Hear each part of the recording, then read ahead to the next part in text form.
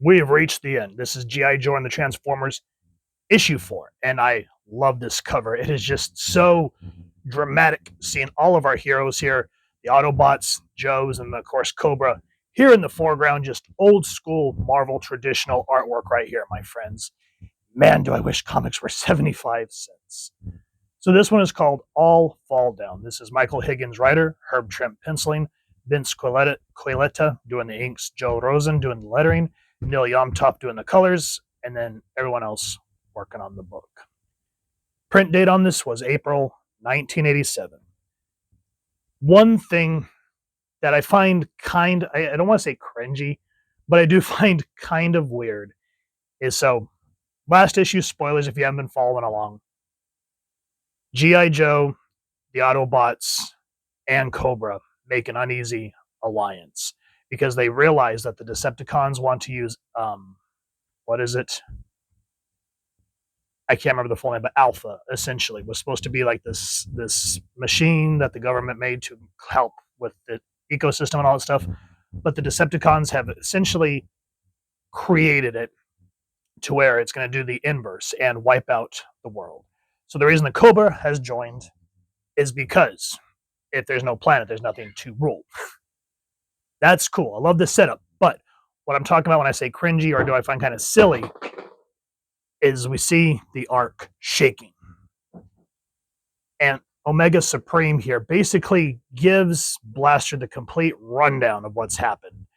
And now I get it that they're trying to organically state what happened in the last issue so that whoever may have picked this up and missed the first three makes sense. But just listen to this part. I'm not going to read the whole thing, but just listen to it how it kind of makes you go, oh. It has begun, Blaster. The arc itself is being shaken by intense tremors. Devastating actions have been set in motion by the malevolent forces of the evil Decepticons, age-old adversaries from the home planet Cybertron. The face of this entire solar system may be alerted as a result of what occurs in the next few hours. Now, if you haven't read this, perfect. Were I Jim Shooter at this time, I would have said, axe that dialogue in terms of like speaking and make it the third person narration as we've been going over. All of that would have been great because then it would have set it up. But then, of course, Blaster says, I'm afraid you're correct, Omega Supreme. The planet Earth is faced with extermination, as the fate depends on what we do here and now. That is why we Autobots have aligned ourselves with the two warring factions of Cobra and G.I. Joe. It is a matter of survival. Their difference will mean nothing if their world ceases to exist. All of that would have been great third-person narration instead of seem like, oh, hey, we're on the verge of death. Let's stop and have this long-winded conversation. That would have been great as third-person dialogue boxes. And then, because that would have led your eyes down, because we see all fall down, had the third-person narration, then all the different people talking. That would have worked, in my opinion. Anyway, moving on. And so this book wraps up with essentially just full-on battle. They're trying to talk about all the different ways that Alpha can destroy the world. They see that the Decepticons have taken it to greater lengths. They have made their own modifications on Alpha. It has become an element of destruction.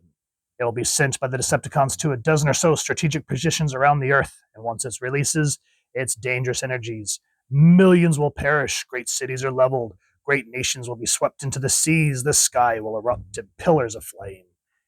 And even though it's them talking, I miss this level of talking, not talking, but like the level, what's the word I'm looking for?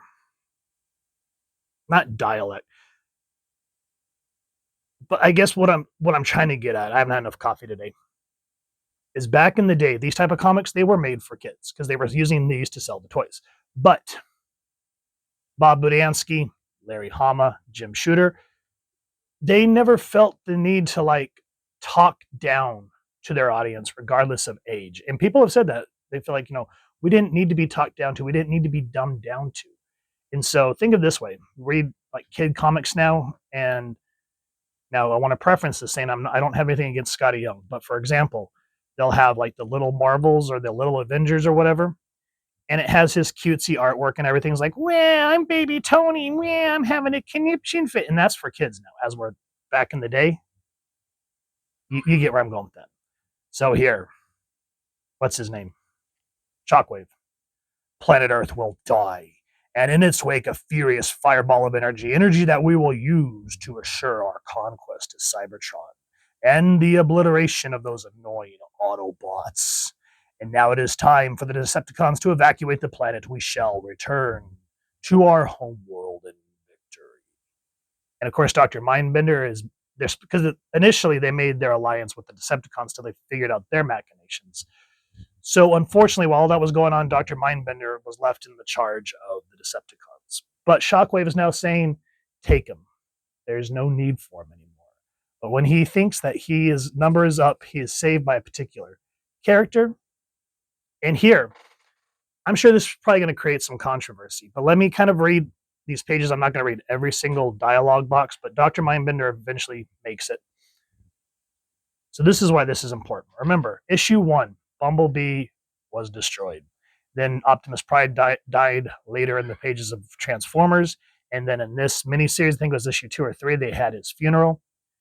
Here, the Joes are doing their best to rebuild Bumblebee. And Ratchet's like, Bumblebee?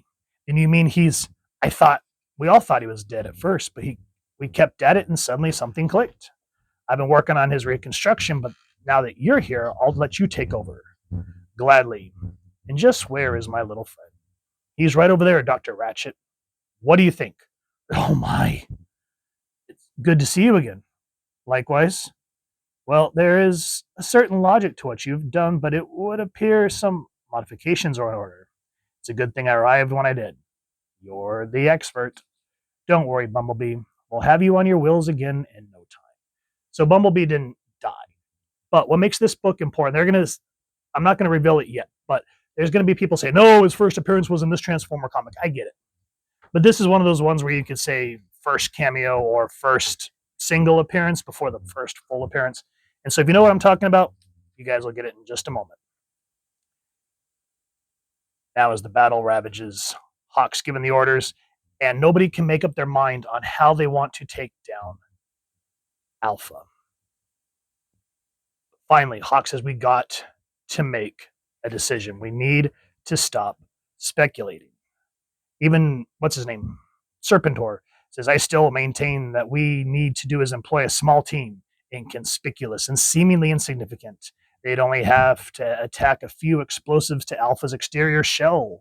We could handle the rest by remote control. Before we take any action, we must all agree, but we'll have to act soon. And there's one more problem. We can't risk an uncontrolled explosion of such magnitude in anywhere where innocent human lives may be threatened.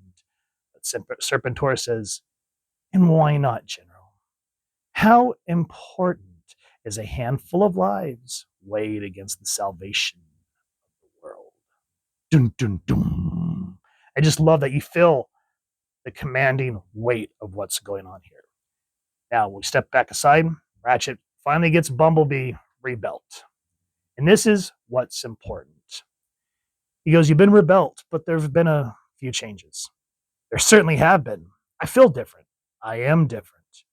I still may be no aerial bot, but I'm proud of who I am and what I've done. You have certainly performed beyond the call of duty, Bumblebee. And about that, Ratchet, I have a request to make.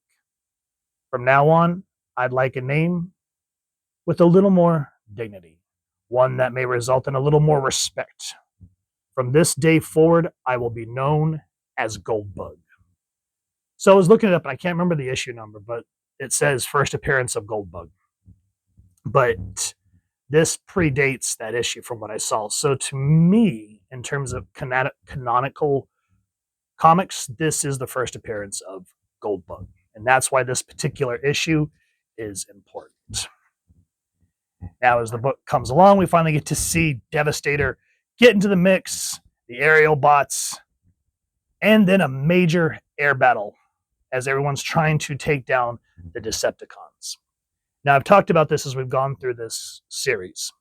And again, I will preference that if you guys go watch Comic Tropes, I think it's his channel, he really goes in depth about comic creators like Jim Shooter, etc., so forth. He did one on Vince Colletta. And from what I understand from that video, he said that Marvel hired him because he was quick. Like, he would get ink jobs done quick, so he was always shooting them out. But here's where the controversy came with him, and it was finally brought to Jack Kirby's attention. People like Kirby would make all those elaborate backgrounds that you would see that have inspired so many artists like George Perez, etc., so forth. What Colletta did to cut corners is once he got the pages, he would erase the backgrounds and just ink the important parts of the action. So from a marketing corporate standpoint, I understand trying to get stuff pumped out, but look at the quality now. Imagine what could have been drawn. I mean, I have no idea because we have no point of reference, but it would have been so much more interesting than just plain white pages with Superion and Devastator attacking here. That would have been beautiful. So when I picked up this and I saw Vince Colletta, I went, oh crap, because I knew that we were going to get flat backgrounds. And that's the only thing about this book that drives me nuts. Because, I mean, beautifully drawn and beautifully colored. And the stuff that survived, beautifully inked. But yeah, just these flat backgrounds like yellow, white, blue. It's like we're doing a paint by numbers. Anyway, of course, because these are IPs, all's well that ends well. We get the first appearance of Bumblebee, and as Alpha's finally destroyed, Cobra breaks off and leaves G.I. Joes and the Autobots to the Decepticons because they said, we're not needed in here anymore. We got rid of Alpha, so why do we care about helping them? So the Joes, of course, have to pick up after Cobra. And then, of course, the little boy that got the bug in his brain, we finally get a wrap up with him. And then Hawk's love interest, Barbara. Something very tragic happens to her by the hands of one of Cobra's own. So, frustrating backgrounds aside, guys, this is an awesome comic book. And this is, minus the backgrounds, as I just said, this is the quality of Marvel that I miss. The level of writing where it just, some of them, not all, but they would feel Shakespearean in the way they wrote, like John Byrne or Chris Claremont or Roy Thomas. And who is this again? My brain just completely zapped. Michael Higgins. You know, just, you can tell that it's not like, oh, look at me, I'm baby Iron Man, and I didn't get my snack or a whittle nap. No. We learned words, and we had to ask our parents what certain words were. And we may have not understood everything that was happening back then, but looking back, man, how can we appreciate this level of writing when this was supposed to just sell toys? So with that said, guys, G.I. Joe and the Transformers issue 4. First appearance of Goldbug, in my personal opinion. If you've enjoyed what you've seen, please first and foremost support your local comic shop or wherever you get your action figures and comics and grab this series. And if you've enjoyed this review, really would appreciate it if you take a moment to like, share, and subscribe. Helps the channel more than you could possibly know. And if you don't mind hitting that fancy little Yo Joe bell next to subscribe, that way as I can upload content, you guys get notified. Come to the channel, and I love talking with you on hearing your thoughts and feedback down in the comments or the socials, which I'll make sure the links down in the description. Speaking of, if you enjoy what I do and you'd like to support the channel, I've left a, what is that thing called? A tip jar PayPal link in the description as well. And if not, I still appreciate you stopping by and watching this video. Either way, thank you so much for stopping by. Hope you all continue to have an absolutely amazing day reading, and happy hunting, everyone.